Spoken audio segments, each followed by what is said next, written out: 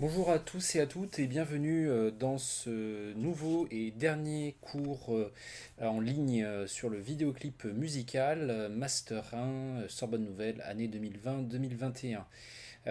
On va parler aujourd'hui des clips conceptuels, c'est-à-dire des clips dans lesquels la dimension conceptuelle est proéminente, des clips dans lesquels toute la composition tourne autour d'un concept particulier, sachant que c'est la troisième catégorie de la typologie des clips que nous avons esquissé, avec d'abord les clips performantiels, ensuite les clips narratifs, enfin les clips conceptuels.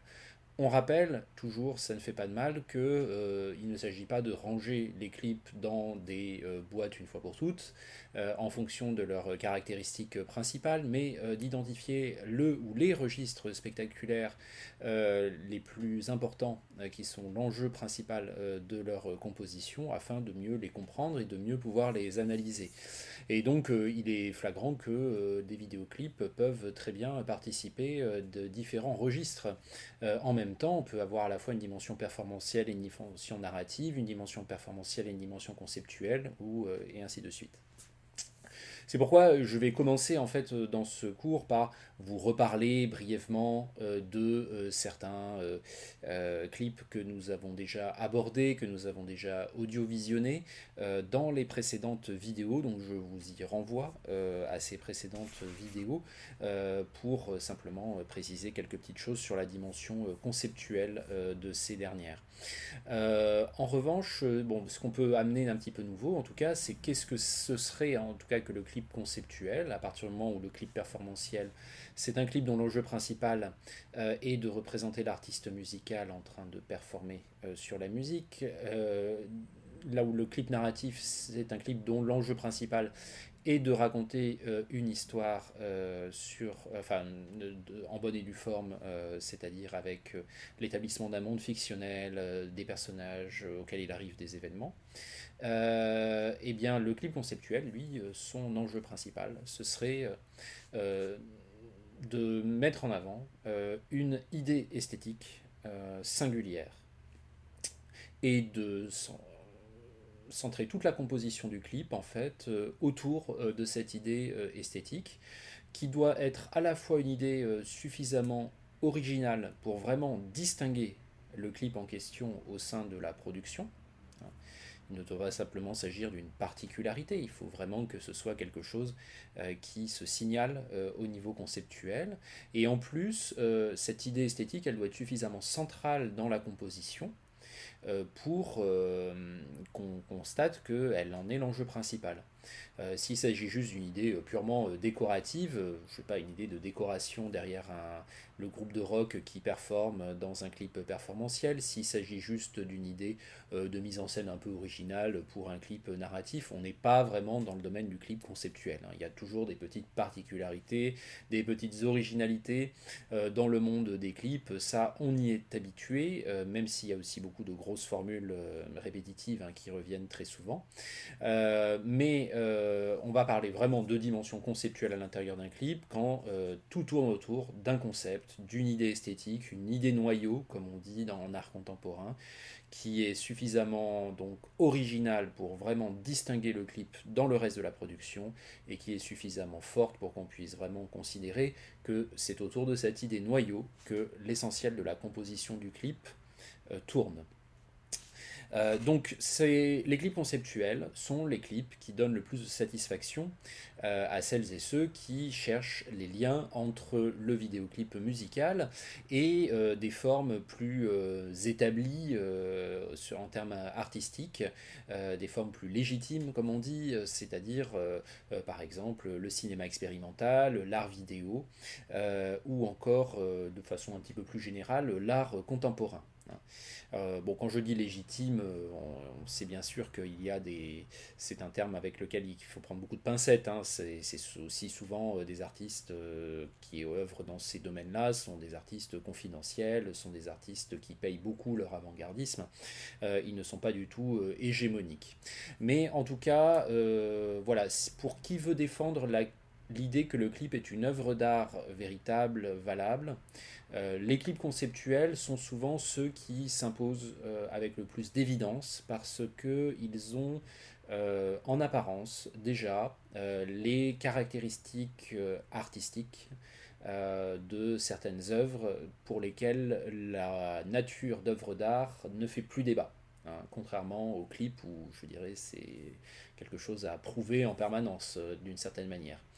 Alors ça ne veut pas dire du tout que, je ne veux pas dire par là que la conséquence ce serait que les clips conceptuels seraient automatiquement meilleurs sur le plan artistique que des clips performantiels ou les clips narratifs. Je crois qu'en fait on trouve d'excellents clips dans les trois registres spectaculaires dominants, performantiel, narratif et conceptuel. Simplement, les clips conceptuels arrivent avec les apparences de l'œuvre d'art de façon un peu plus manifeste que les clips performantiels et les clips narratifs, parce que les clips conceptuels donc entretiennent un lien plus fort à des démarches artistiques donc qui ont pignon sur rue et qu'on retrouve notamment dans l'art contemporain. Alors, ce qui est intéressant aussi avec le caractère conceptuel des clips, c'est que l'idée d'exploiter une idée esthétique singulière pour en faire le centre de la composition d'un vidéoclip, et que cette idée esthétique soit parfois assez avant-gardiste ou déstabilisante, c'est permis aussi dans le clip parce que le clip est une forme brève, et aussi parce que le clip est une forme musicale, hein. Et que l'horizon d'attente des spectateurs pour un format médiatique comme le clip, qui est un format médiatique populaire, n'est pas trop perturbé par l'insertion de ces formes peut-être un peu avant-gardistes de création, dans la mesure où ça se fait sur un temps court et où ça se fait avec de la musique. Donc il y a une forme aussi d'adaptation que le clip nous propose, que les clips conceptuels nous proposent, de certaines stratégies de représentation qui sont plutôt l'apanage d'habitude d'art d'avant-garde que le grand public, qui sont assez éloignés du grand public, en tout cas auquel le grand public a peu accès, ce qu'on peut regretter. Mais cette façon d'incorporer les signes de l'art d'avant-garde, bah, nous pose aussi question. C'est-à-dire, on peut se demander, est-ce qu'il s'agit juste de reprendre une forme d'imagerie d'avant-garde pour la couler dans un format pop, hein, bref, musical, consommable, ou est-ce qu'il s'agit de véritablement adapter ou de faire œuvre de démocratisation vis-à-vis de certaines formes artistiques d'avant-garde, de faire en sorte finalement qu'un public qui ne met jamais les pieds au musée ou ne connaît pas le cinéma expérimental, etc., bah, ait quand même à l'intérieur d'un média audiovisuel grand populaire certaines des expériences que ces arts-là, réputés inaccessibles, auraient pu lui prodiguer. Il n'y a pas de réponse évidente à ça, mais je pense que s'il y a un débat ouvert autour de ça, c'est-à-dire de savoir si, voilà, si on est plutôt dans une forme de démocratisation des stratégies esthétiques de l'avant-garde artistique, ou si on est plutôt dans une forme d'édulcoration, où on ne reprendrait finalement que l'imagerie. Et ça, bon voilà, on peut y réfléchir avec tous les clips. Moi, je pense que les clips que je vais vous présenter aujourd'hui sont plutôt des clips que j'estime être de belles œuvres d'art. Ce sont des clips que j'estime réussis à ce niveau-là.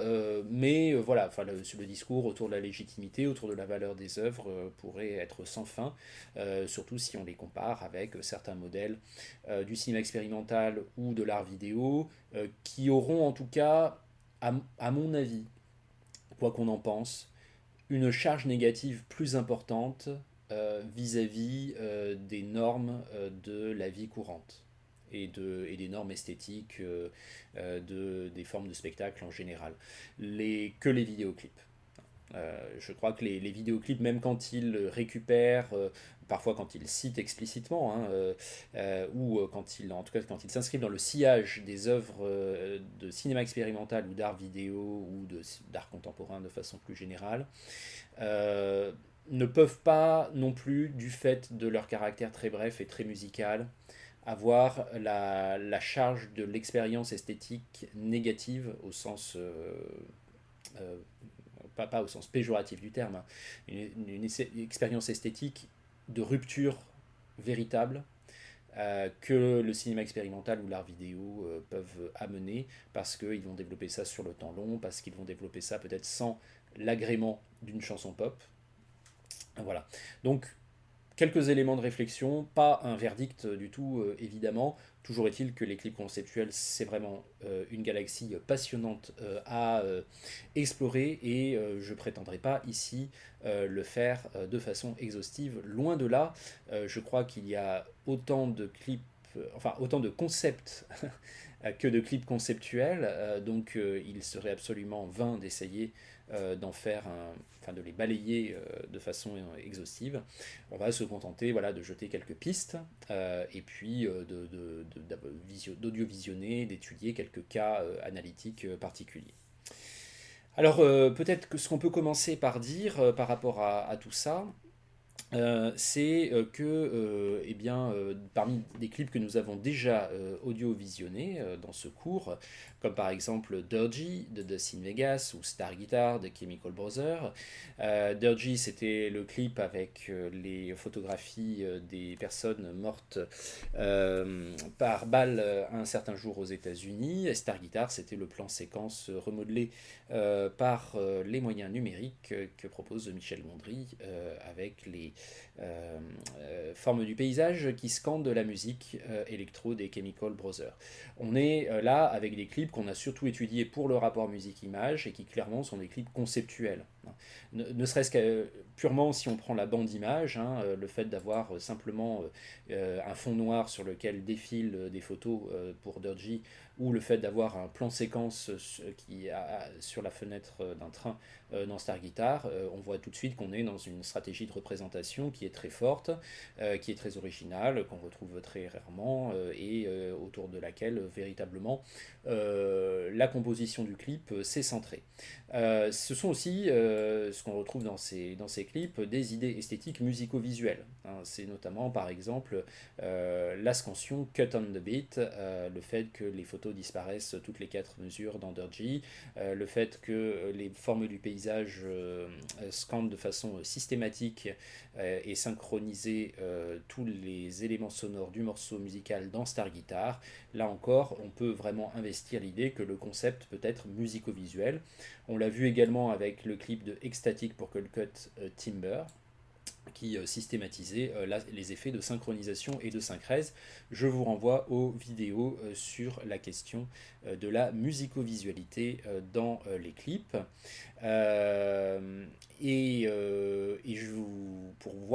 Pour audio-visionner un autre exemple hein, d'un clip conceptuel fondé sur la musicovisualité, c'est-à-dire sur un certain type de rapport entre musique et image, je vais vous montrer le clip de Tiga Bugatti, réalisé par Helmi 2015. Alors Helmi, c'est un pseudonyme hein, pour un réalisateur français parmi un des plus talentueux de ces dernières années.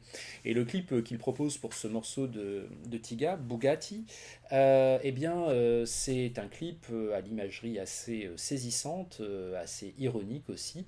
Ce qui constitue, je pense, le cœur de l'expérience de ce clip, c'est surtout le rapport de synchronisation extrêmement systématique entre la musique et les images, donc notamment une synchronisation de coupure hein, entre le rythme de passage des différents plans et le beat, la pulsation de la musique. Donc vous allez voir que c'est vraiment un effet qui est très facile à ressentir, qui est manifeste, qui est proéminent, absolument évident, mais qui est quand même soumis dans le clip à quelques variations, comme c'est souvent le cas, hein, c'est pas un cut on the beat systématique du début à la fin, il y a des moments un peu plus souples, des moments de relâchement et puis des moments où ça repart.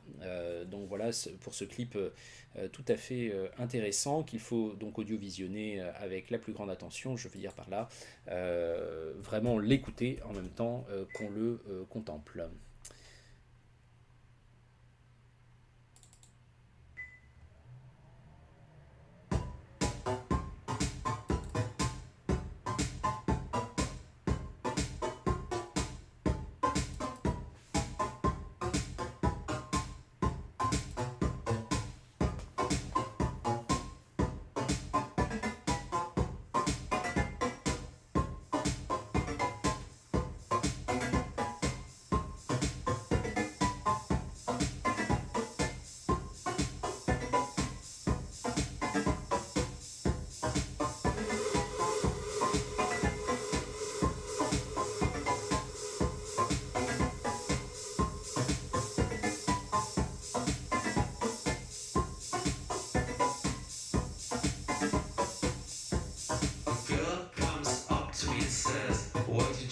I said, Bugatti.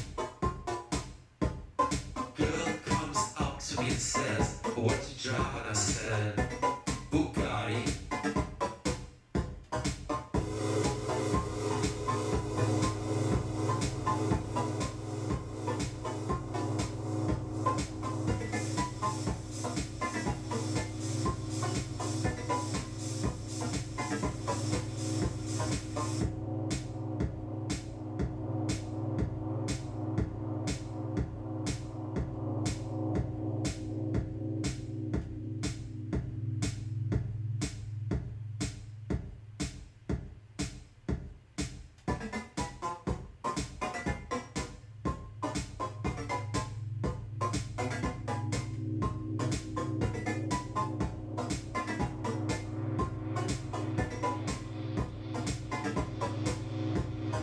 Girl comes up to me and says, what you drive? And I said, Bugatti.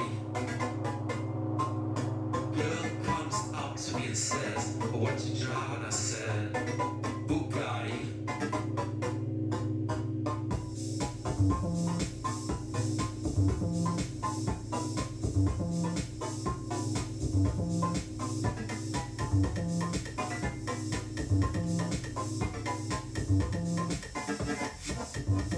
Girl comes up to me and says, what you drive? And I said, Bugatti.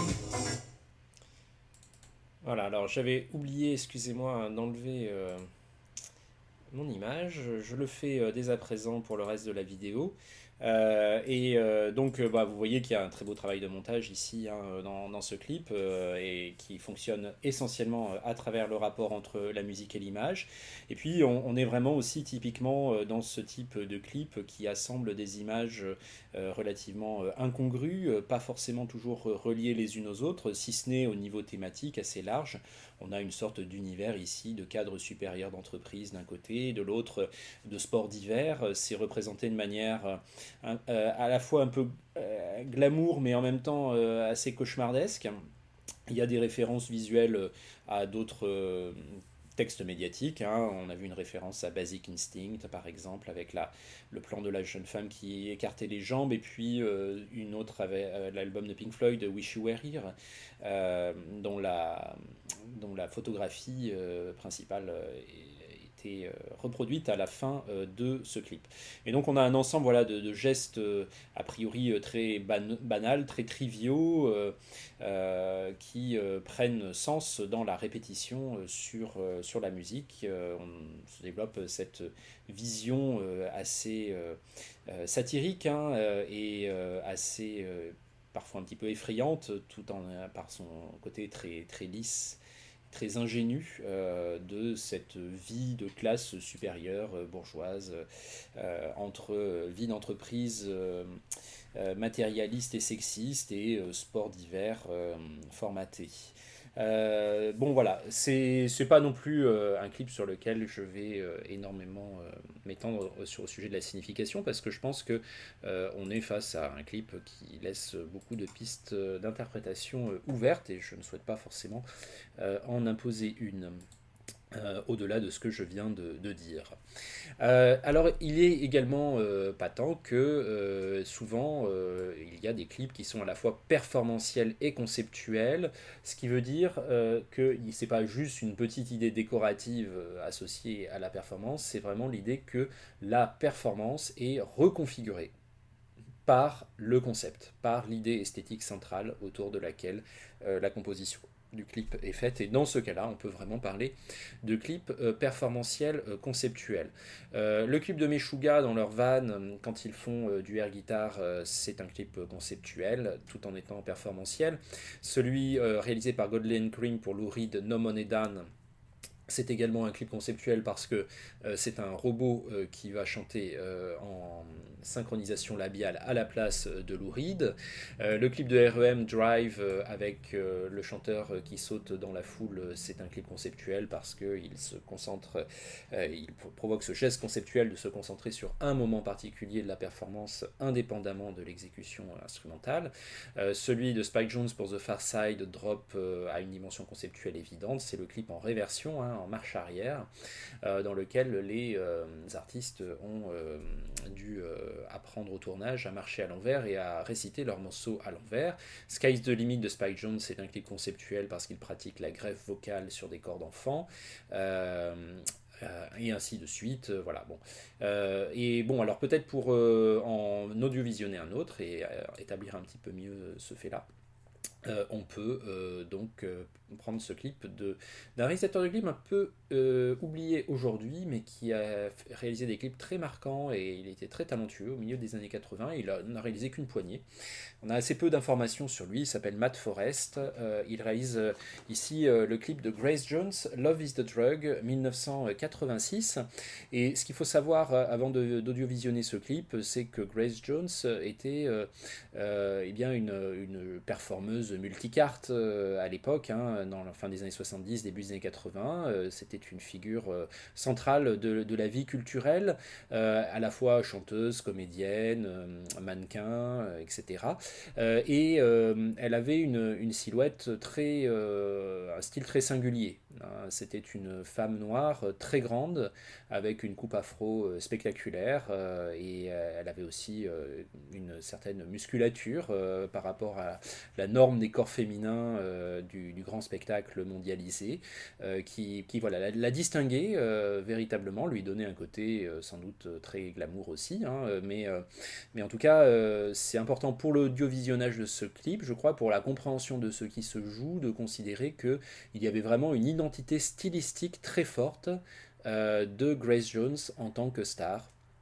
À cette époque, star un peu underground, hein, c'était pas non plus une star, une méga star, c'était pas la Taylor Swift d'aujourd'hui, hein, c'était plus voilà, une star un petit peu plus souterraine, un petit peu plus subversive aussi, sans doute, que celle que je viens de citer. Donc voici ce clip, dont je vais vous montrer un petit bout, hein, bon évidemment pour progresser pas trop lentement dans la vidéo, pour pas faire une vidéo de 4 heures, je ne vous montre pas toujours les clips en entier, mais vous pouvez, si ça vous frustre, eh bien les audio-visionner intégralement sur YouTube en 2 clics. Voilà.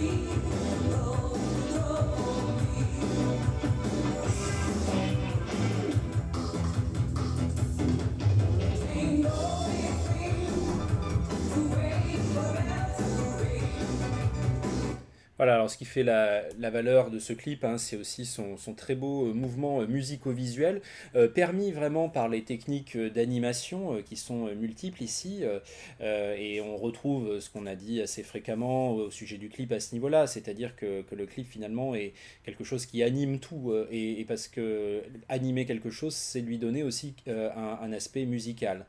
Animer une image, et donc en quittant le monde réaliste, bruité, vraisemblable des films de fiction traditionnels, les images des clips s'orientent beaucoup plus vers le secteur de l'animation où les images sont totalement malléables sur le rythme de la musique, et ce clip en fournit une belle illustration. Le concept ici, c'est que Grace Jones n'apparaît jamais en chair et en os, c'est-à-dire qu'elle a pu être totalement absente pendant le tournage, puisque le clip n'est constitué que d'images récupérées d'elle ou récupéré ou créé pour le clip parfois, hein. Mais en tout cas, voilà, on a considéré que son identité stylistique était suffisamment forte, suffisamment originale, pour pouvoir constituer une Grace Jones animée, une Grace Jones photographique, une Grace Jones en pâte à modeler, et ainsi de suite, et composer le clip uniquement à partir de ces avatars. Ce qui est aussi une façon de nous dire quelque chose sur le statut de la star à l'ère postmoderne, hein, c'est-à-dire finalement eh ben, une image qui circule incessamment sous différentes formes en l'absence de la dite star, en l'absence de sa présence physique. Et le vidéoclip voilà, sert aussi à ça quand il a une dimension performantielle, c'est à rendre présent la star musicale, la rendre présente, mais de manière un peu paradoxale, c'est-à-dire que comme ce clip ici finalement ne triche pas, il nous montre que ce qu'il nous montre, ce n'est qu'une image de Grace Jones, ce ne sont que des images de cette performeuse.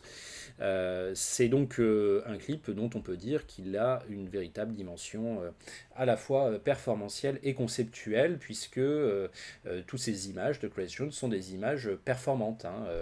On les voit danser, on la voit chanter, même si c'est jamais elle qui était là lors du tournage. Ce sont ces images médiatiques qui sont entraînées dans cette infernale sarabande sur ce morceau au rythme très rapide que le montage du clip auquel le montage du clip a parfaitement rendu justice. Ensuite, il y a aussi les clips qui sont narratifs et conceptuels, hein. Donc on en a vu quelques-uns, c'est-à-dire que c'est des moments où c'est pas juste des clips narratifs avec une petite originalité de mise en scène à un moment, c'est vraiment l'idée qu'il y a une création conceptuelle au niveau du récit, c'est-à-dire que le récit lui-même aborde quelque chose de conceptuel. Ce qui est le cas, par exemple, dans le clip de Roman Coppola pour Daft Punk, Revolution 909, dont vous vous souvenez peut-être, puisque c'était dans la vidéo précédente que nous l'avons audio-visionné. C'est un clip qui nous raconte l'histoire d'une tomate, de sa pousse jusqu'à comment dire, la tâche qu'elle produit sur le t-shirt d'un policier. Donc c'est un clip voilà, dans lequel le fil narratif prend un tour violemment absurde et inattendu. On peut aussi parler de clips que je vous avais pas pu vous montrer pour pas trop alourdir la vidéo précédente, mais que vous avez peut-être déjà audio-visionné, des clips comme Bachelorette de de Michel Gondry pour Björk, ou Right Here Right Now de Nick Park pour Fatboy Slim, qui sont des clips dans lesquels très clairement il y a une grande dimension conceptuelle qui imprègne les récits qui nous sont faits. Là je vous propose d'audio-visionner un clip assez récent réalisé par le studio Dents de Cuir, qui s'est signalé par quelques clips marquants, notamment au milieu des années 2010. C'est un clip pour l'artiste Dai. Le morceau s'appelle She's Bad. L'histoire qui est racontée est une histoire en elle-même extrêmement courante, voire on pourrait dire archétypale, hein. C'est une récupération du vieux mythe de la femme fatale, destructrice.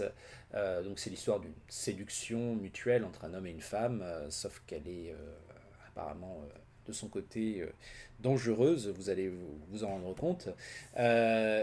Tout l'attirail conceptuel ici est reporté dans la façon dont l'histoire est racontée, et notamment l'escamotage des principaux protagonistes de cette histoire au profit d'une incrustation vidéo dont les effets sont de toute beauté, qui remplace au fond les figures humaines par des figures animales, et ça donne des résultats sur le plan plastique qui sont assez impressionnants.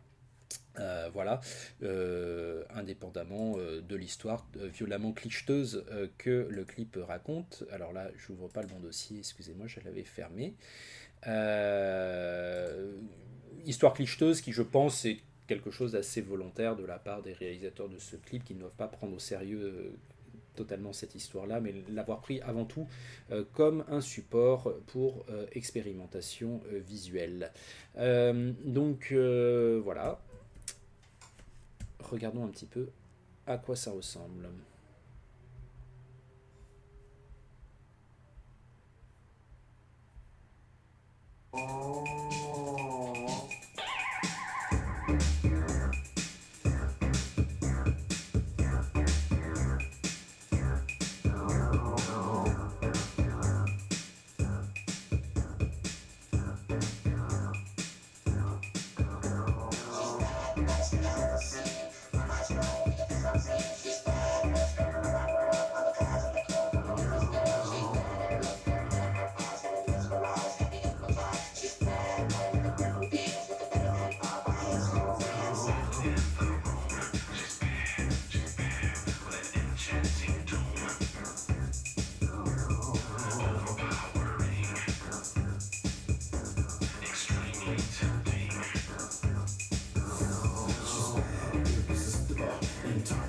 K-Town. I'm glad just to kiss the fuck. She was seducing. She's bad, fascinating. A dream come true. I'm mad if I can't evade that thing. All I want to do. She's bad. She's bad.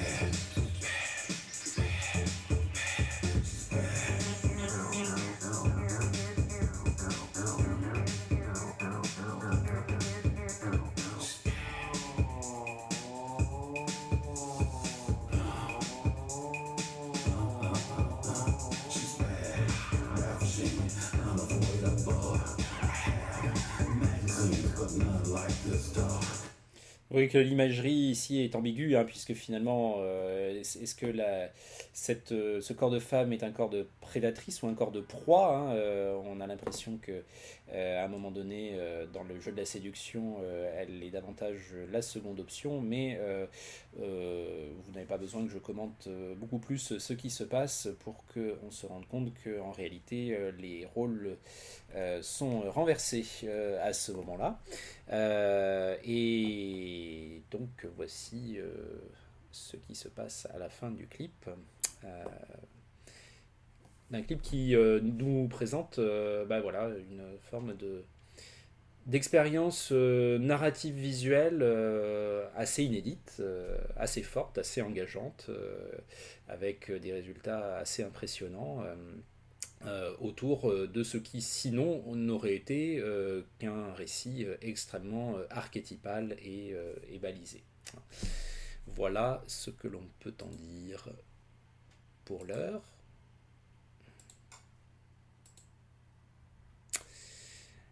Alors à présent, on va parler de clips qui sont pas forcément narratifs ou pas forcément performantiels, mais qui ont en tout cas une dimension conceptuelle très forte, dans lesquelles la dimension conceptuelle prend, je dirais, le dessus sur tout, et notamment de vidéoclips qui présentent ce qu'on appelle une logique de dispositif, en tout cas ce qu'on peut appeler une logique de dispositif, c'est-à-dire l'idée qu'il tourne autour d'un appareillage original auquel les spectateurs sont invités à s'adapter, un appareillage original que les spectateurs sont invités à apprivoiser d'une certaine manière. Et le clip donc propose une sorte de jeu conceptuel qui demande un petit peu de travail aussi aux spectateurs pour être pleinement apprécié. C'est-à-dire que ce sont souvent, alors on va avoir souvent des clips qui du coup demandent peut-être une attention un petit peu plus forte que des clips performantiels par exemple, qu'on peut facilement regarder d'un œil distrait, tout en profitant voilà, du spectacle de la star ou de l'énergie de la musique. Avec les clips performantiels reposant sur la logique de dispositif, il faut regarder de manière un petit peu plus attentive si on veut vraiment comprendre ce qui est en train de se passer, si on veut vraiment faire l'expérience pleine et entière du clip.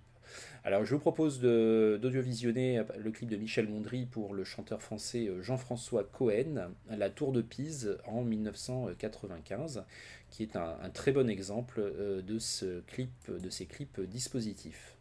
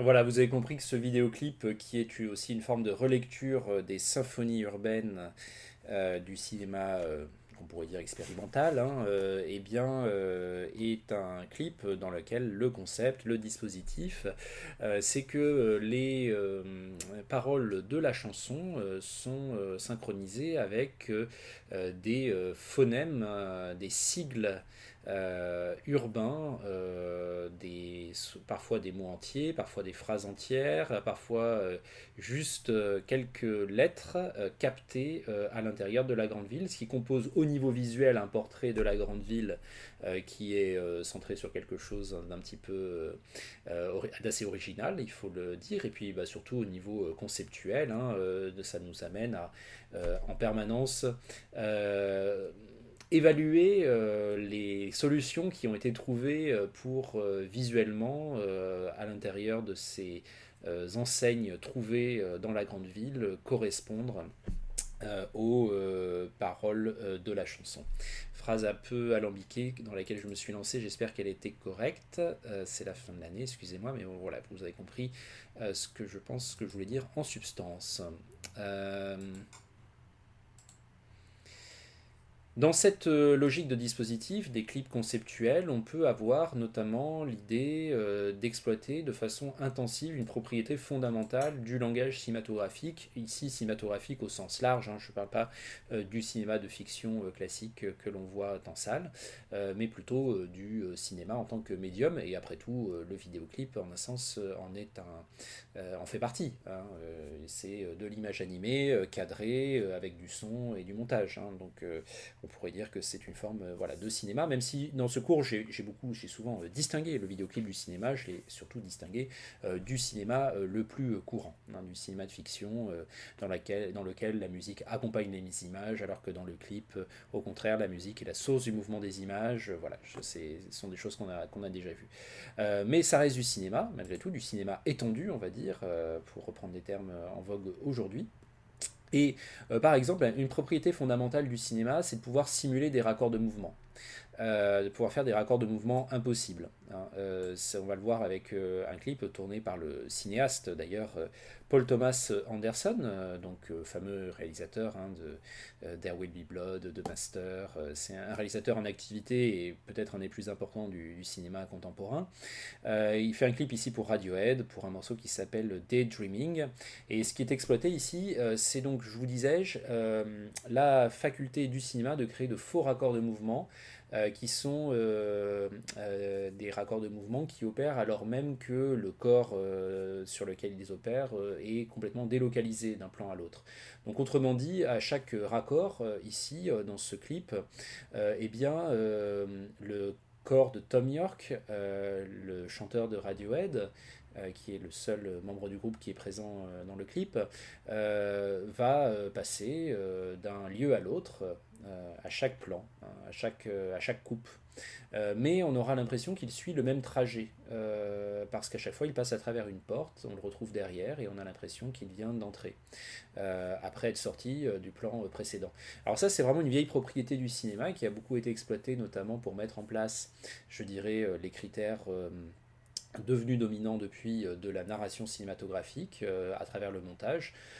Ça fait penser à quelques courts-métrages de D.W. Griffiths entre les années 1908-1912 notamment, où il exploite beaucoup cette chose-là. Griffiths, il le fait évidemment pour créer de la continuité, hein, c'est-à-dire il montre par exemple quelqu'un qui entre dans le plan A par la droite du cadre et qui sort dans le plan... et qui... Oui, pardon, qui sort dans le plan A à la droite du cadre et qui entre dans le plan B à la gauche du cadre. On voit bien que les deux plans sont tournés dans des lieux totalement différents en termes de tournage, hein, mais en termes d'action, les deux lieux sont censés être concomitants. Alors qu'ici, dans Daydreaming, évidemment, eh bien, les lieux en question que visite Tom York ne peuvent pas être concomitants, si ce n'est à admettre qu'on est dans une sorte d'espace mental, de balade à l'intérieur, comme si un homme se baladait un petit peu à l'intérieur des espaces de sa vie, voilà, peut-être une balade souvenir assez mélancolique, assez désabusée. signification assez mystérieuse pour ce clip qui, en tout cas, voilà, repose pleinement sur cette propriété fondamentale du cinéma, donc créer de faux raccords de mouvement quand on délocalise un corps d'un espace à l'autre.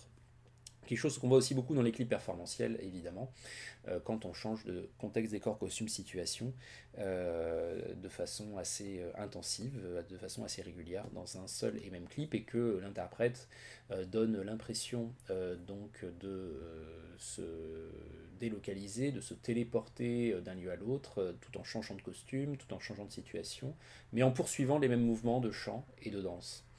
Mais ici, Paul Thomas Anderson, en fait, Tom York, le chanteur de Radiohead, il n'est pas en train de chanter, il n'est pas en train de performer, il n'est pas en train de danser, hein, il est simplement en train de marcher. Et donc on est vraiment en train de revenir à voilà, une racine fondamentale, un pouvoir fondamental du cinéma, qui est exploité de manière hyper intensive dans le clip, puisque chaque raccord est basé sur ce modèle-là, ce qui en donne vraiment l'aspect conceptuel euh, à ce clip. Voyons donc à quoi ça ressemble.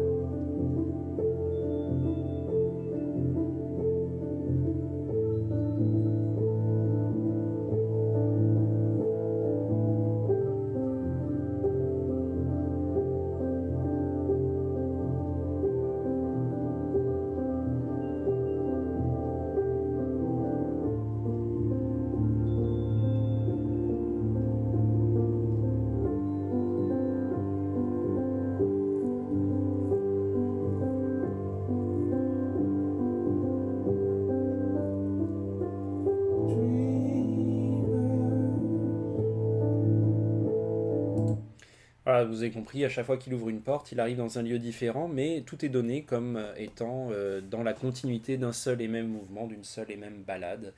Voilà, je vous laisse peut-être audiovisionner ce clip dans sa totalité. Il est beau, il a cet aspect aussi mystérieux de ne pas être très explicatif et de nous laisser méditer sur ce que c'est que cette balade en fait. Est-ce que c'est la balade d'un homme qui meurt et qui revoit des moments de sa vie. En tout cas, il semble pas vraiment attirer beaucoup l'attention sur lui quand il circule.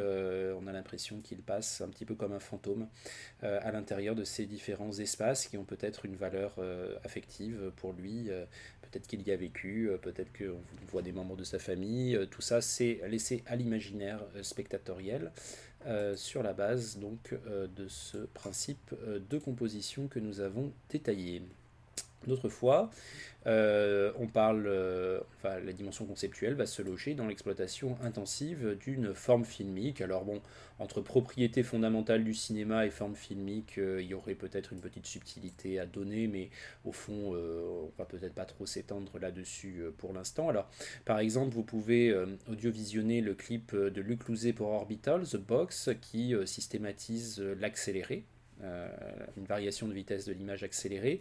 C'est pas du tout le seul à le faire, notamment dans la lignée du fameux film de Godfrey Reggio, Koyaanisqatsi. Beaucoup de clips en forme de symphonie urbaine ont présenté des images en accéléré pour refléter justement, excusez-moi, l'accélération des signaux dans la grande ville, l'accélération de la vie en elle-même, pour la refléter de façon justement un petit peu plus intensive.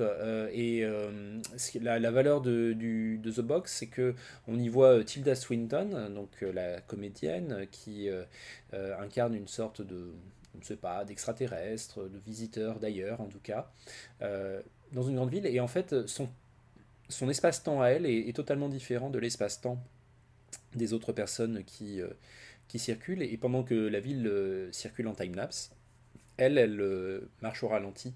Et tout ça a été fait au tournage avec, vous laisse imaginer ce que Tilda Swinton a dû endurer pour rester aussi longtemps dans des poses immobiles pendant qu'autour d'elle on faisait un énorme time-lapse. Voilà. Si vous comprenez pas ce que je dis là, que c'est un peu abstrait, audio-visionnez ce clip et vous verrez tout de suite de quoi il retourne.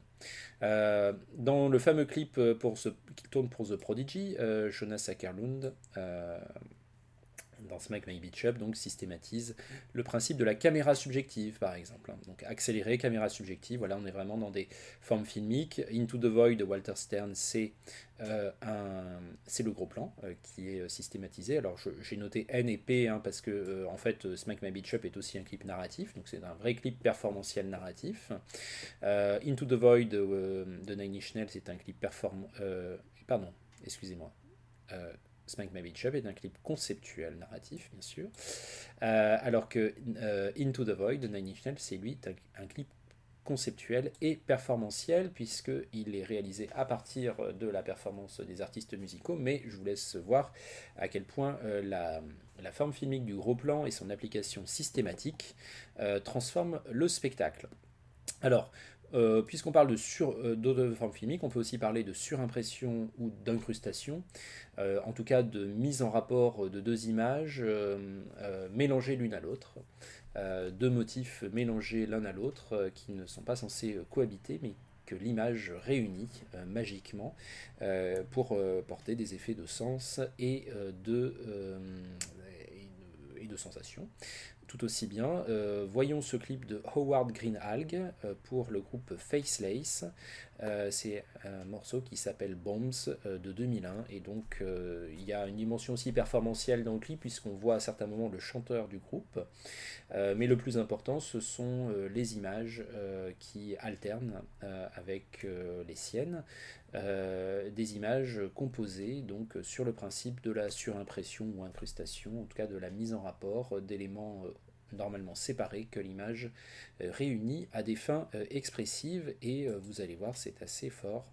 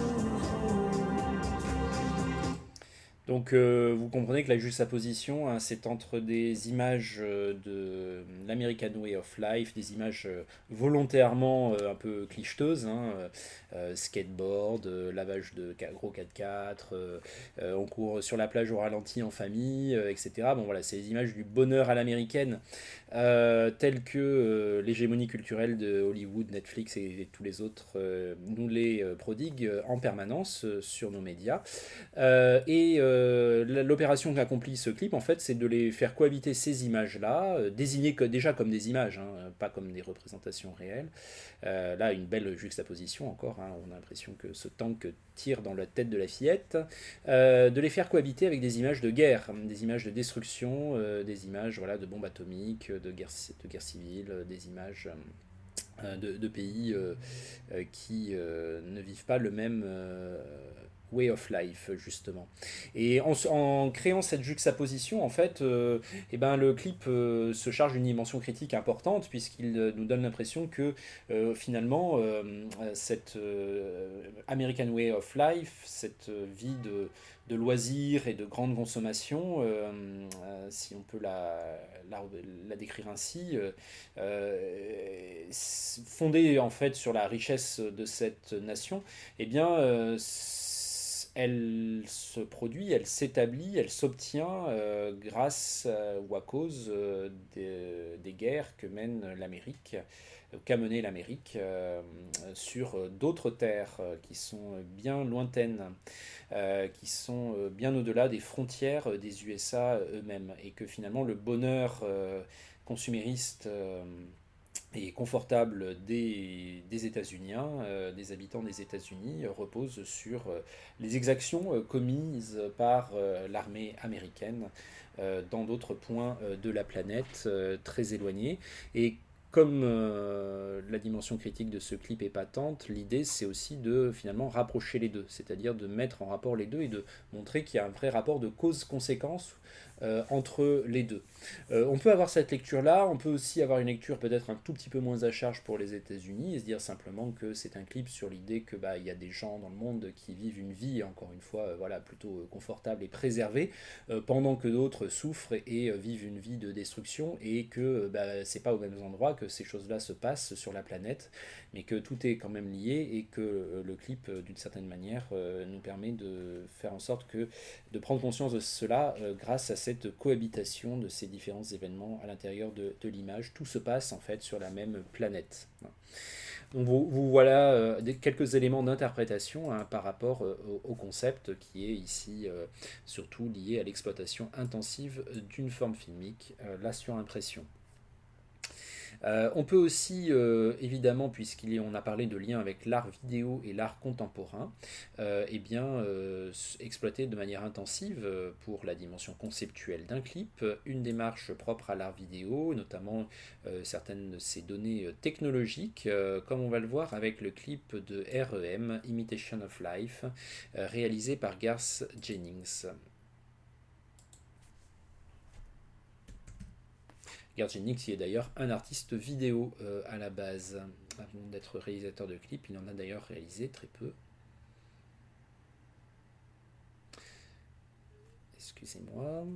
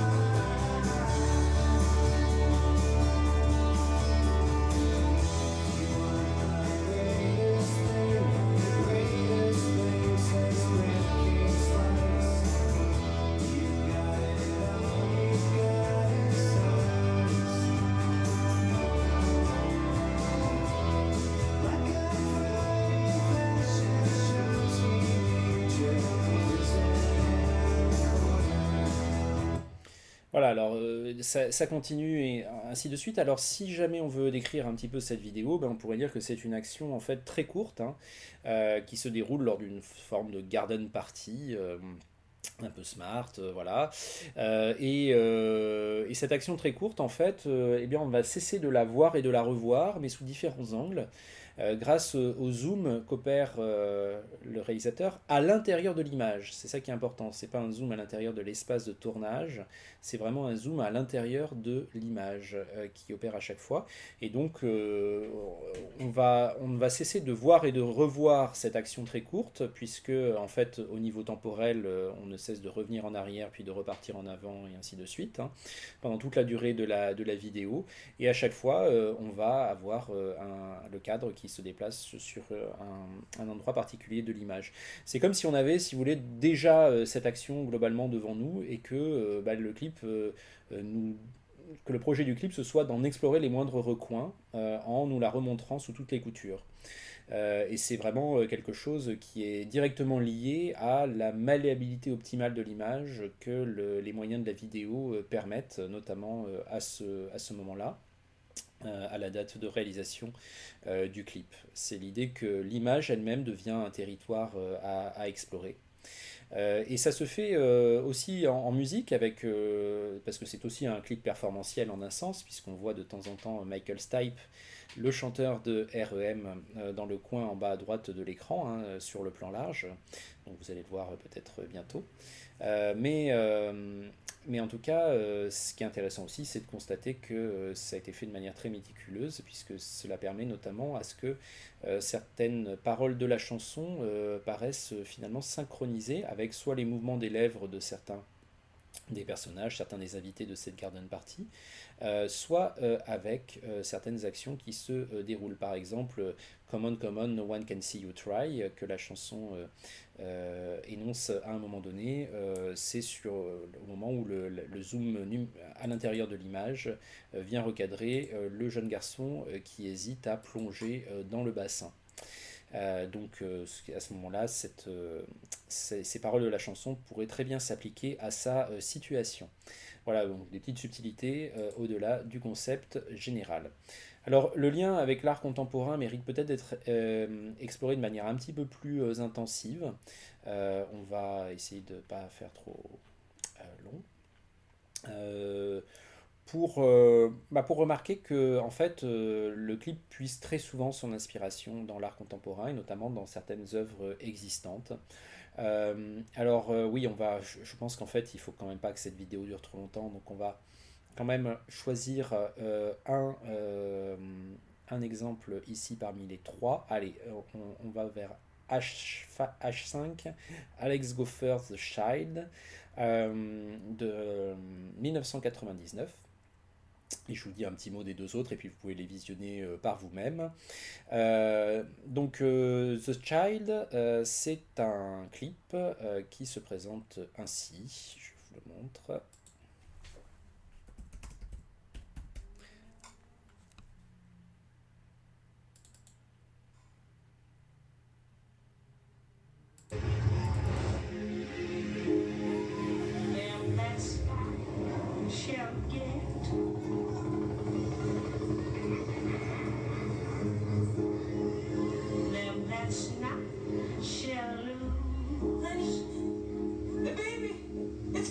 Okay, let's go.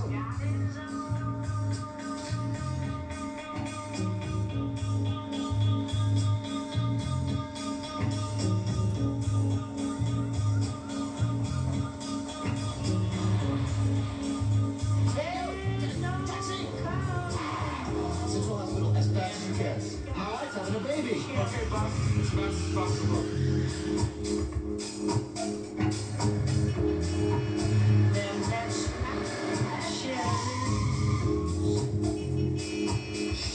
Shit. Son of a bitch.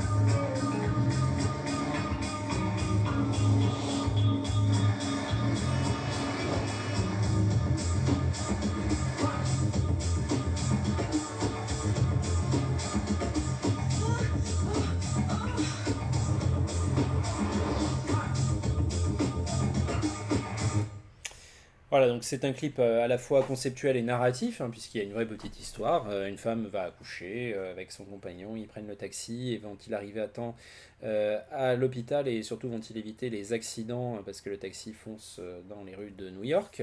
Enfin de New York, oui, de New York, puisque moi le pont de Brooklyn, ce n'est pas c'est une ville quand même identifiée. Et la dimension conceptuelle vient du fait que cette ville est intégralement composée de graphie. Elle est intégralement composée de mots. Chaque bâtiment, chaque objet est remplacé par sa graphie. Le taxi, voilà, se passe avec marqué taxi dessus. Le pont de Brooklyn, c'était les lettres B, R, O, K, L, Y, N, N qui étaient assemblées pour le composer. Very, very long Cadillac, voilà, il y a des petits gags, comme vous avez pu le constater. Et ça, alors, bah, c'est déjà, bah, ça fait le lien aussi avec le clip de Michel Gondry pour La Tour de Pise, hein, de Jean-François Cohen, hein. C'est-à-dire que voilà deux clips qui travaillent sur l'aspect conceptuel, notamment pour montrer que finalement l'expérience de la grande ville aujourd'hui, c'est aussi une expérience de lecture, hein. C'est-à-dire que la grande ville est composée en fait de graphies, est composée de signaux écrits qui demandent notre attention, des signaux, des panneaux de signalisation, des panneaux d'information, des publicités. En fait, marcher à l'intérieur d'une grande ville aujourd'hui, c'est, même si on ne le veut pas, c'est lire énormément de choses, hein. Ça, c'est aussi une réalité phénoménale de la grande ville que ces deux clips reflètent très bien. J'en profite aussi pour dire que le clip de Garth Jennings, Imitation of Life pour REM, présentait lui aussi une critique de on va dire de la vie de loisirs. Cette garden party a un côté un peu saugrenu et ces personnages qui la peuplent transformés en automates par les allers-retours permanents entre marche avant, marche arrière de l'image. Donne une représentation assez triste et assez raide de ce que pourrait être une vie de loisirs bourgeois, hein, en quelque sorte, ce qui fait le lien évidemment avec le clip de Bombs que nous avons vu auparavant. Et le clip est aussi là très souvent pour livrer une véritable critique de la vie quotidienne, hein. Ça, c'est un thème qu'on retrouve très très souvent dans les clips, c'est-à-dire une représentation acide, satirique des aspects de la vie quotidienne, notamment en Occident. Et notamment dans les classes bourgeoises. C'est pas toujours le cas, hein, mais en tout cas c'est vraiment une veine qu'on retrouve fréquemment à l'intérieur des clips. Et qu'on retrouve aussi dans le clip réalisé par Godley and Creme pour Herbie Hancock, Rocket en 1983, celui-là je vous laisse l'audio-visionner tout seul, sur YouTube, et vous verrez que bah, en fait on y décrit la journée dans un foyer normal d'une classe moyenne britannique, enfin britannique, je sais pas, non pas nécessairement britannique, mais classe moyenne occidentale, et les habitants sont remplacés par de vrais automates. Cette fois, c'est même pas le clip lui-même, par ses moyens propres, par le montage ou par les variations de vitesse de l'image qui transforment les corps en automates. Ce sont de vrais automates qui sont inspirés par le travail de l'artiste contemporain Jim Whiting. Vous pouvez vous documenter un petit peu sur son œuvre si vous le souhaitez. En tout cas, c'est un clip assez cauchemardesque, le clip de Rocket de Herbie Hancock. Parce que la représentation de la vie quotidienne y est vraiment une représentation mécaniste et enfin bon, ça vous fera penser peut-être un petit peu si vous avez visionné déjà la vidéo pour le cours analyse d'objets audiovisuels, la dernière vidéo dans laquelle je livre une petite analyse du début du Septième continent de Michael Haneke, le film de Michael Haneke. Ça pourra vous y faire penser, même si la stratégie de représentation est tout à fait différente. C'est cette vision un peu cauchemardesque, effrayante de la vie quotidienne. Voilà, je reviens sur The Child Alex Gopher, et qui est l'adaptation dans le domaine du clip, hein, d'une installation vidéo de l'artiste Jeffrey Shaw qui s'intitule The Legible City.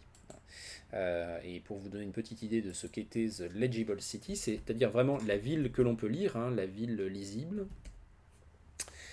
Voici une prise de vue vidéo de ce qu'est l'installation. Donc c'est pas l'œuvre elle-même là que je vous montre, mais c'est juste si vous étiez allé dans le musée qu'il exposait à l'époque, vous seriez installé sur une sorte de vélo d'appartement et vous auriez pédalé sans avancer vous-même, mais autour de vous, le décor aurait changé et ce décor aurait été celui d'une ville numérique dans laquelle les bâtiments sont remplacés par des graphies.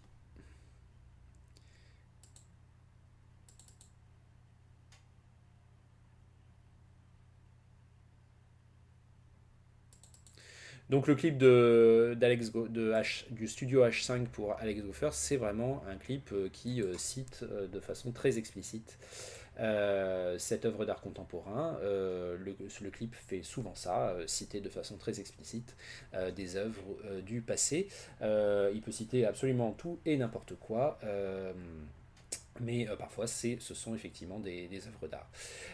Il y a aussi, évidemment, dans la catégorie des clips conceptuels, toutes les créations graphiques. Alors, notamment, dans les années 2000, ont été vraiment le grand moment de l'arrivée des infographies dans le clip. Enfin, pas de leur arrivée, parce il pouvait y en avoir avant, évidemment, mais de leur plus grande implantation, je dirais. De plus en plus, les créations infographiques, mêlées parfois à des images en prise de vue réelle, notamment des chanteurs. Par exemple, vous avez vu le clip de Kanye West, Good Life, hein, réalisé par Jonas et François, que je vous avais montré, ou que j'avais évoqué pour vous lorsqu'on parlait des clips performantiels. Et on peut regarder, par exemple, alors pour le coup, un clip qui n'est ni performantiel ni narratif, qui est intégralement conceptuel, le clip réalisé par Thomas Hilland pour le groupe électro suédois, je crois, hein, Röyksopp, un morceau qui s'appelle Apple et qui date de 2002. Et on a ici une création graphique particulièrement intéressante. Et je pense que vous allez retrouver aussi cette espèce de vision un peu satirique, un peu acide, mais qui en même temps ne se livre pas comme une dénonciation clé en main, hein. C'est ça qui est aussi toute l'ambiguïté dans ces clips qui, comme on l'a vu avec Tiga Bugatti au début de cette séance, comme on l'a vu avec Imitation of Life de Garth Jennings, voilà, nous sommes invités dans un univers musico-visuel qui est composé à partir de certaines formes de représentation, et on sent bien que ces représentations, on n'est pas là pour les approuver totalement, hein, mais plutôt pour avoir sur elle un regard critique, mais c'est pas non plus voilà, livré de façon clé en main avec une dénonciation explicite, comme c'était le cas dans le clip de Faceface. C'est plutôt à nous de ressentir ça, ces choses a priori familières, comme étant quelque chose de relativement incongru. C'est comme ça qu'une œuvre d'art peut déplacer notre regard sur des choses qui auparavant nous paraissaient familières. Ici, ces choses, eh ben, ce sont des représentations des vacances touristiques de la classe moyenne supérieure blanche occidentale au cours des dernières décennies. Ce clip est composé intégralement de photos de vacances et de un peu vintage et de dépliants touristiques un peu vintage eux aussi. Et on voit se développer ainsi une forme de monde complètement irrationnel dans lequel on passe d'un espace à l'autre, là encore de façon très fluide grâce à la magie du montage numérique. Donc on a une véritable création graphique qui est là en fait pour nous permettre de voir différemment, de ressentir différemment, de poser un regard nouveau sur des images relativement familières qui sont celles de nos vacances et de nos loisirs. C'est un nous collectif, évidemment. On peut aussi essayer d'avoir pendant ces vacances des démarches un peu moins normées et de voyager de façon un peu plus authentique, bien entendu, hein. Mais voilà, ce nous concerne la société dans son ensemble. Et on a voilà, cette espèce de clip qui se donne finalement comme un véritable plan séquence qui recompose graphiquement les passages d'un lieu à l'autre, qui emboîtent les unes dans les autres ces images faites finalement de nos, là encore c'est un nous collectif, hein, de nos désirs et de l'orchestration de ces désirs à travers la publicité quand il s'agit de s'évader, quand il s'agit de prendre des congés. Voilà ce sur quoi on peut méditer donc en audio-visionnant ce clip.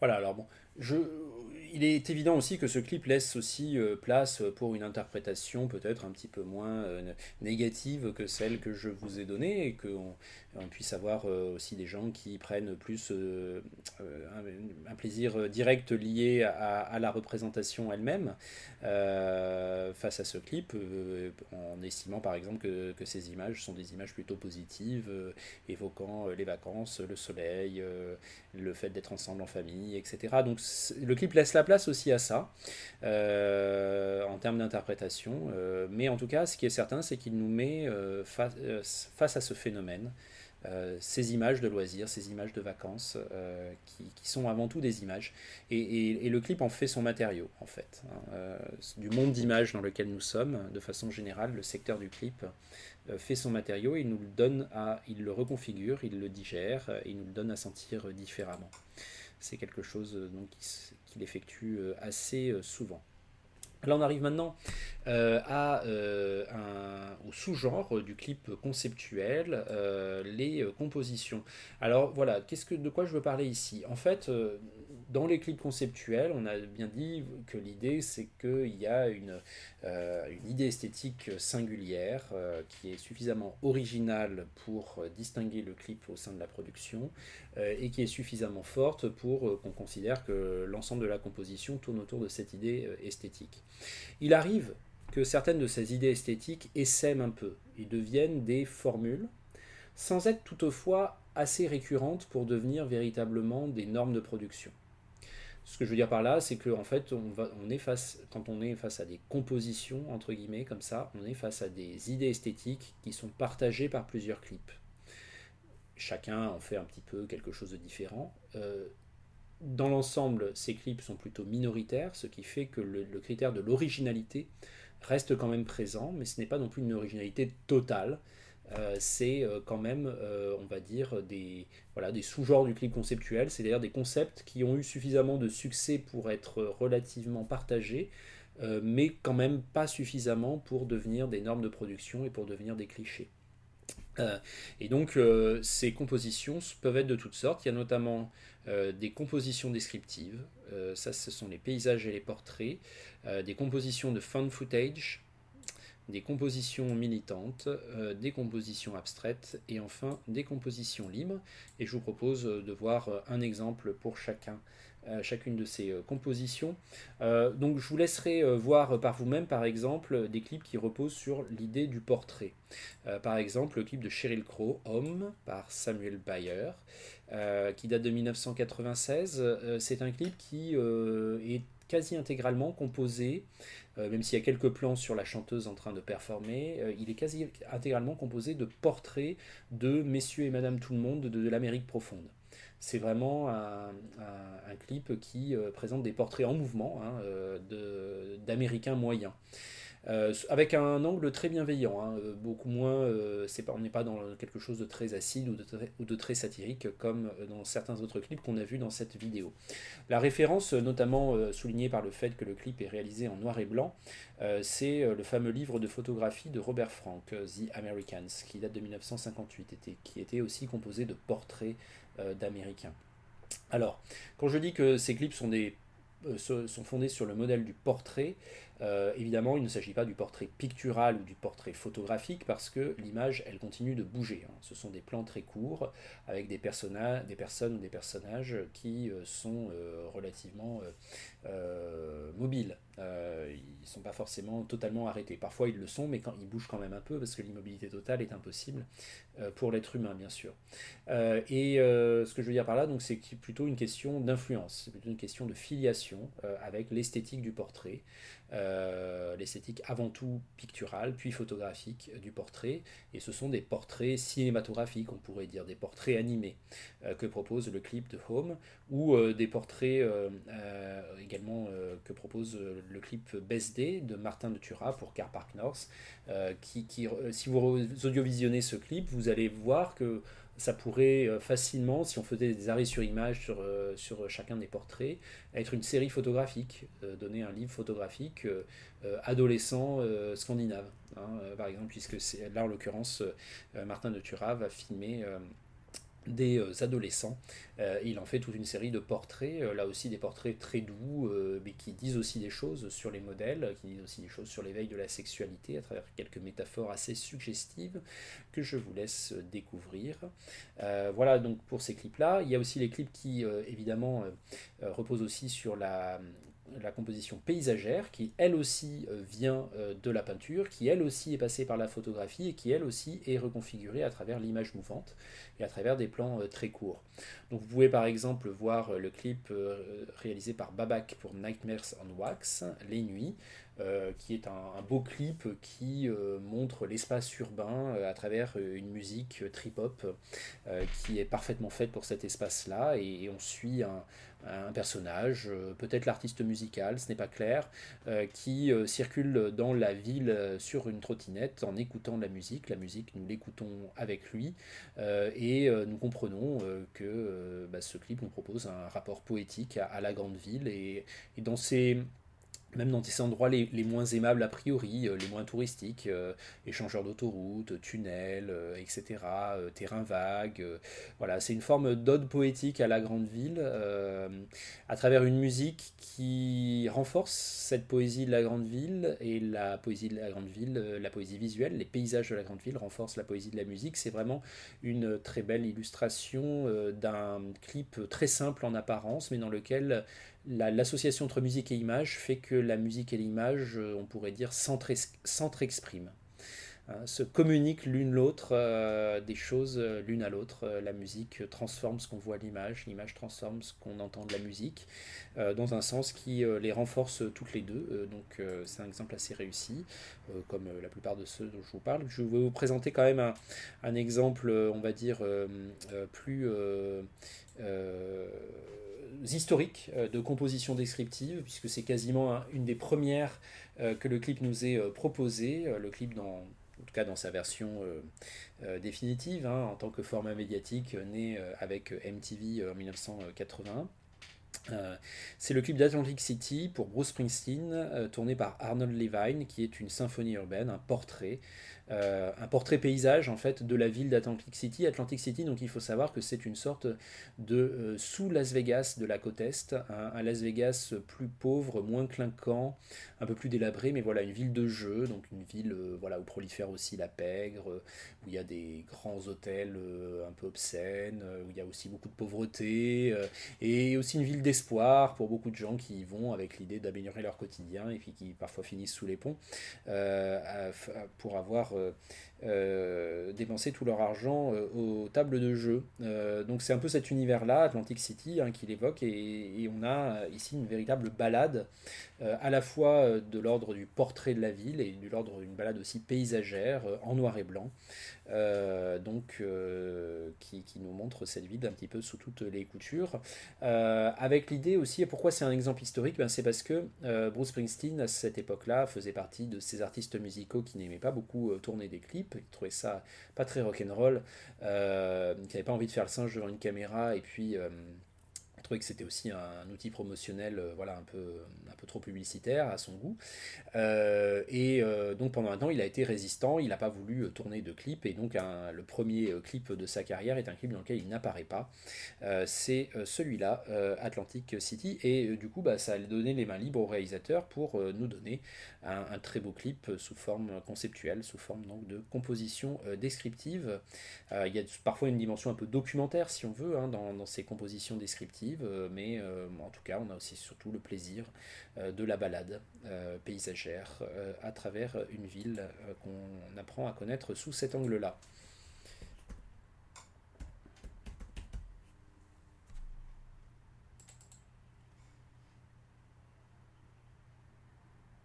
The chicken man in Philly last night. Now they blew up his house too. Down on the boardwalk, they're getting ready for a fight. Gonna see what them racket boys can do. Now there's trouble busting in from out of state, and the DA can't get no relief. Gonna be a rumble out on the promenade, and the gambling commission's hanging on by the skin of his teeth. Well, now everything dies, baby, that's a fact. Maybe everything that dies someday comes back. Put your makeup on, fix your hair clean, and meet me tonight in Atlantic City.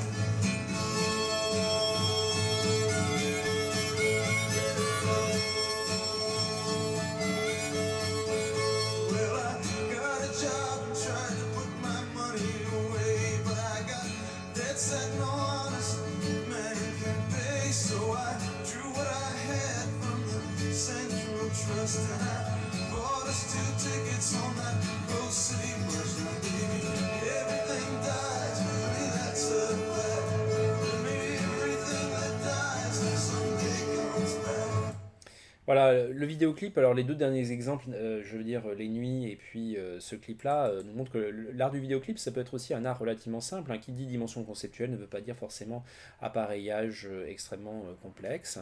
Le simple plaisir de voir des images d'une ville que l'on ne connaît pas, ou que l'on connaît peut-être, mais que l'on a plaisir à voir quand même, sur une musique qui permet de dégager de cette ville certaines dimensions, de dégager de ces images certaines dimensions. En même temps, les images permettent aussi à la musique d'exprimer certaines de ces dimensions, et l'alliage entre la musique et les images est plaisant et enrichissant.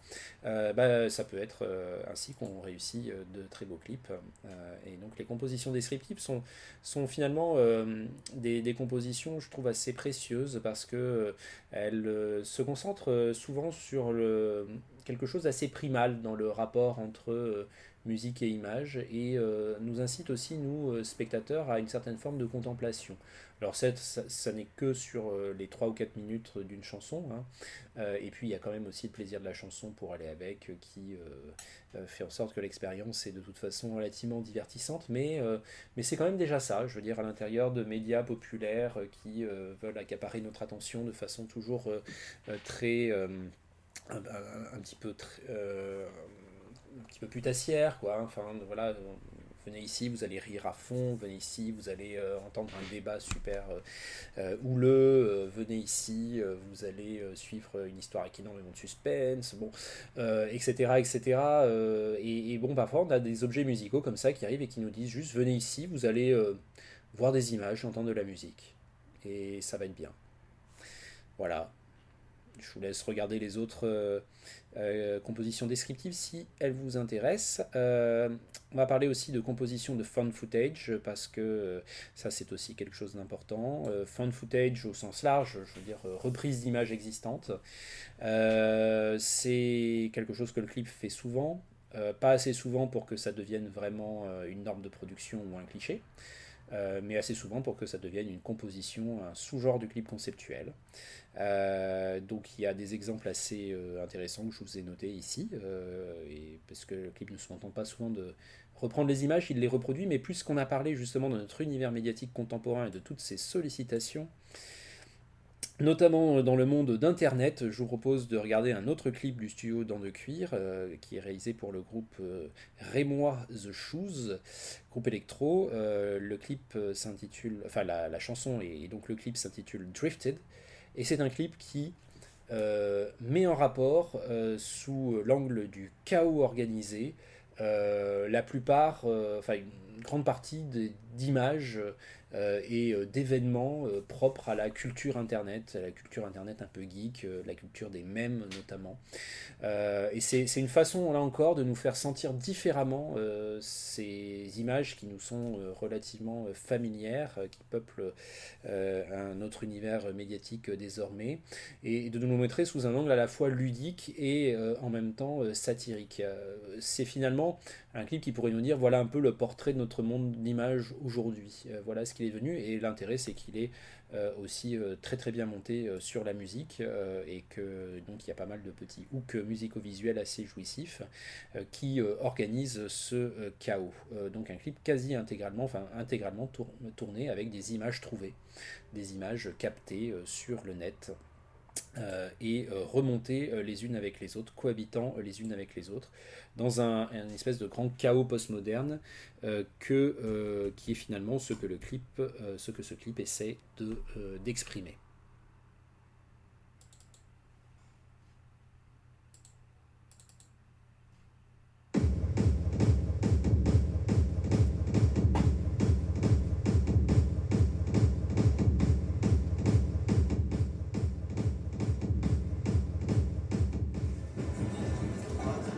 There's too many people dreaming to play.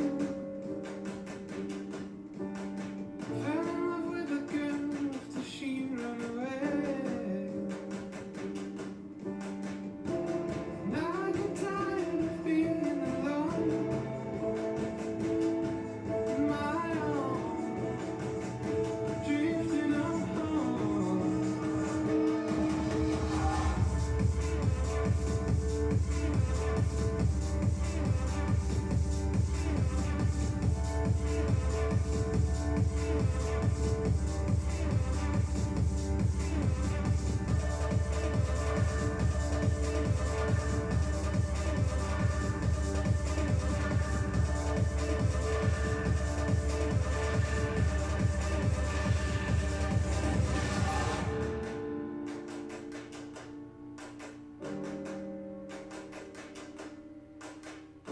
There's too many people dreaming to play.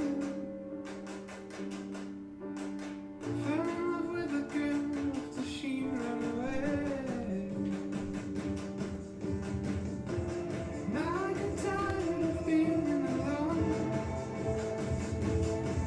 My own, drifting on home.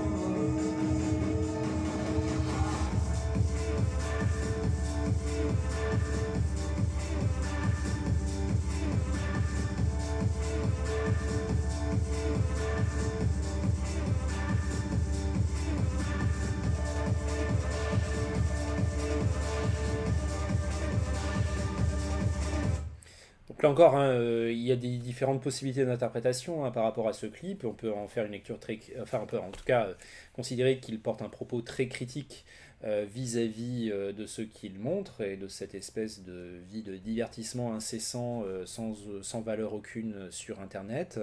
Ou alors on peut considérer qu'il représente de façon joyeuse cette grande sarabande d'images auxquelles nos outils connectés nous donnent accès en permanence. Chacun peut établir son propre rapport moral à ces choses-là. Voilà. Mais en tout cas, ce qui est certain, c'est que le clip ici nous permet de les sentir, les exprime de façon intensive. Il permet de les sentir différemment. Il nous permet de nous poser des questions au sujet de ces images qui sont un peu le cadre quotidien de nos vies. Il y a évidemment les compositions militantes, compositions qui prennent la forme de petits tracts audiovisuels. Donc le clip, par sa forme brève, est particulièrement bien outillé pour donner lieu à ce genre de composition. Des compositions qui vont souvent reposer sur des chansons qui ont elles-mêmes un contenu politique très important, comme c'est le cas, alors par exemple, vous pouvez regarder Peter Christopherson et son clip pour Rage Against the Machine, People of the Sun, dans lequel vous retrouverez notamment du found footage de Que Viva Mexico, de Mexico, hein, de Sergei M. Eisenstein, le fameux film tourné au Mexique par le grand cinéaste russe Eisenstein. Et voilà, il est question d'une lutte de libération là-bas dans la chanson, dans le clip lui-même, etc. Je passe pour pouvoir aller un petit peu plus vite. Nous sommes aussi avec le clip conceptuel dans le règne parfois des compositions abstraites. C'est un autre sous-genre du clip conceptuel, c'est-à-dire ce sont les clips non narratifs, non représentatifs, non performantiels non plus bien sûr, des clips qui ne représentent rien d'autre que des formes et des mouvements. Et bon, j'en ai déjà un petit peu parlé, notamment quand je vous avais montré le clip de Niels Fram, Says. Donc je ne vais pas trop revenir là-dessus, hein, mais sur l'idée aussi que ces formes abstraites, elles sont intrinsèquement musicales, elles sont faites pour être animées sur la musique, puisqu'il n'y a même plus rien de référentiel en fait qui va retenir notre attention. Donc on va être dans un pur univers où l'image est complètement pliée à la musique, l'image est complètement musicalisée, l'image a acquis, pardon, il est tard, excusez-moi, les qualité d'abstraction pure qu'avait initialement la musique. L'image n'est plus que mouvement, forme et variation, comme la musique. Regardons juste un petit peu Event Horizon, réalisé par l'artiste sud-coréen Jung Chul-hoor pour le groupe Fundamental Harmonics. Ça date de 2012 et c'est un exemple parmi d'autres, puisqu'il y a quand même je dirais, de multiples exemples quand même de ces clips abstraits qui sont devenus d'ailleurs de plus en plus présents depuis l'arrivée de YouTube, hein, et depuis l'effondrement des barrières à l'entrée pour qu'un clip soit diffusé, pour qu'un clip soit tourné et diffusé, parce que c'est vrai que MTV quand même c'était un petit peu trop arty pour eux, hein, les clips abstraits, mais sur YouTube il n'y a plus personne qui vous dit que le public ne va pas aimer, donc vous pouvez les mettre et puis en fait le public aime beaucoup ça et il y a des vrais voilà, des vraies communautés de fans, hein, autour de ces clips abstraits qui sont un plaisir qui peut s'apprécier aussi sans prise de drogue, mais qui sont peut-être aussi pas mal associés à la prise de certains stupéfiants tard le soir devant un grand écran. Et il ne faut pas non plus négliger ça, hein, le fait que le vidéoclip musical, c'est aussi une catégorie d'image, un média qui est souvent visionné, qui a été souvent relégué à des cases très tardives sur les grilles horaires des chaînes de télévision et qui occasionnait une consommation culturelle tournée aussi autour de l'idée qu'on terminait des soirées bien arrosées ou dans lesquelles on avait fumé du cannabis ou toute autre prise de drogue qui permet parfois devant des images, devant de la musique, confrontée à de la musique et à des images pleinement musicalisées, et bien de triper, hein, comme on dit. Alors peut-être que les clips abstraits sont ceux qui amènent le plus loin à ce niveau-là, ou en tout cas sont parfaitement outillés, mais en même temps, il n'est pas nécessaire de prendre des drogues pour les apprécier, puisque en l'occurrence, ils sont plutôt là pour décaler nos catégories de perception. À partir du moment où on se plonge en eux de façon suffisamment approfondie, on ressentira une sorte d'effet que les drogues amènent de manière plus automatique, mais pas parce qu'on a pris des substances, mais simplement parce qu'on s'est vraiment plié au jeu d'une œuvre d'art qui a remodelé nos perceptions. Donc pour que cette expérience soit vraiment pleine et entière avec le clip Event Horizon, il faudrait le regarder en entier, l'audio visionner en entier avec un bon son sur un bon écran dans le noir, etc. Et puis lâcher prise totalement, ne plus attendre rien, ne plus attendre d'histoire, ne plus attendre de personnages, ne plus attendre de corps humain à l'écran, être simplement dans le plaisir pur de la musique et des formes visuelles qui l'accompagnent pour voir où ça nous emmène. Voilà, on pourrait dire que là le clip fait le lien avec l'art psychédélique qui était notamment très en vogue dans les années 1960 et 70. Mais donc ici je vous montre juste 1 ou 2 minutes de Event Horizon, donc c'est trop peu pour faire vraiment l'expérience. Si vous voulez la faire de manière un peu plus intensive, il vous reste à la faire chez vous. En 2 clics sur YouTube, vous trouverez ce clip.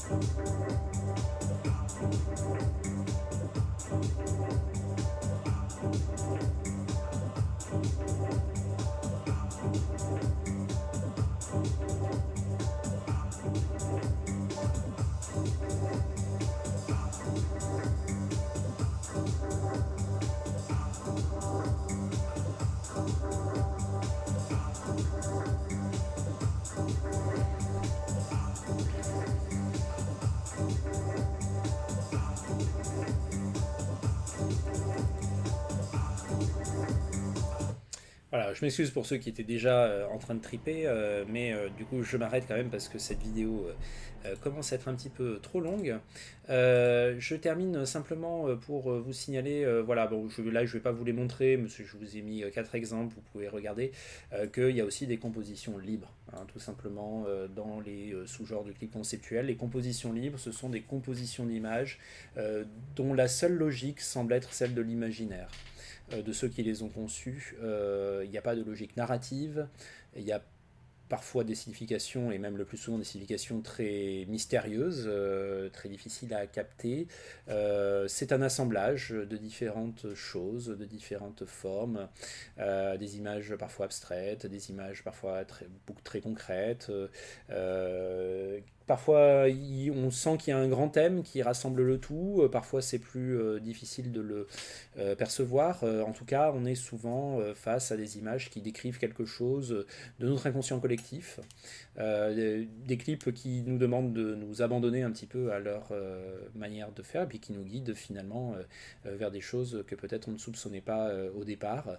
Bref, voilà, il y aurait beaucoup de choses à en dire sur ces compositions libres, mais on peut là aussi mentionner qu'elles sont très présentes dans l'art du clip, notamment depuis que ce dernier s'est essentiellement relocalisé sur YouTube et qu'on peut voir en fait toutes sortes de clips d'une grande diversité qui peuvent être tournés à coût relativement réduit et qui n'ont pas besoin de l'aval d'un quelconque directeur des programmes pour être diffusés.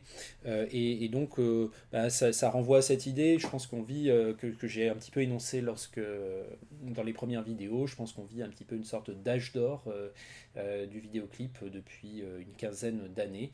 Un âge d'or en termes de diversité, de qualité, d'approfondissement de certaines solutions musico-visuelles, grâce notamment aux outils numériques. Il y a eu beaucoup de choses hyper intéressantes avant aussi, hein, dans l'histoire du clip, bien sûr. Hein.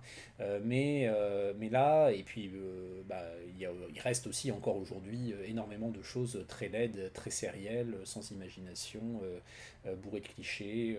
Voilà, ça reste de toute façon hein, dans la catégorie notamment des clips commerciaux façon culture de masse. Bien entendu, vous avez compris que dans ce cours, je me suis plutôt orienté sur des clips un peu plus recherchés.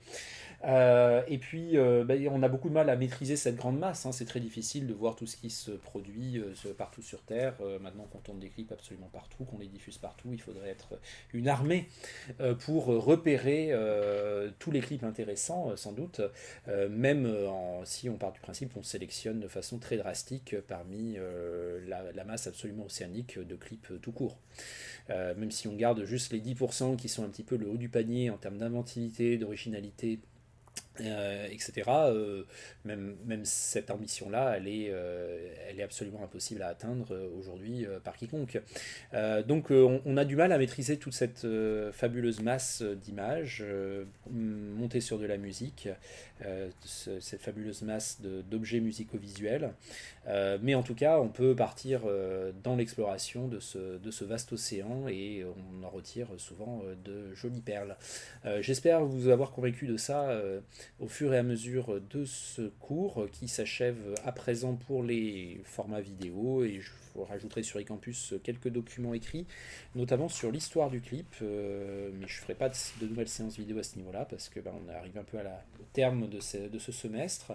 Je vous remercie d'avoir suivi ce cours, j'espère qu'il vous a été agréable malgré la distance et je vous donne rendez-vous très bientôt pour lire vos dossiers et puis en tout cas si dans l'intervalle vous avez des questions, des remarques, quelles qu'elles soient, vous pouvez m'écrire sur mon adresse mail à tout moment, n'hésitez pas. Voilà, bonnes vacances, bonnes fêtes, bonne santé surtout, je crois que c'est le cas de le dire. Ça va avoir une signification particulière cette année, les vœux de bonne santé, et en espérant que voilà, on se retrouve tous en 2021 pour un second semestre où on pourra être ensemble à l'université et puis échanger un peu mieux. Voilà, à très bientôt.